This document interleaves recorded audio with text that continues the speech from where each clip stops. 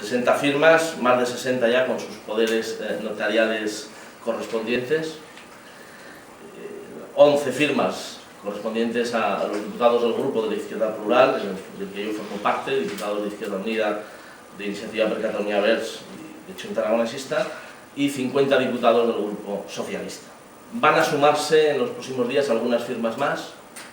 Algunos partidos han ofrecido de modo testimonial participar con una firma cada uno. Ese sería el caso de Convergencia Democrática de Cataluña, de Unión Democrática de Cataluña, del Partido Nacionalista Vasco y en el grupo mixto de Esquerra Republicana de Cataluña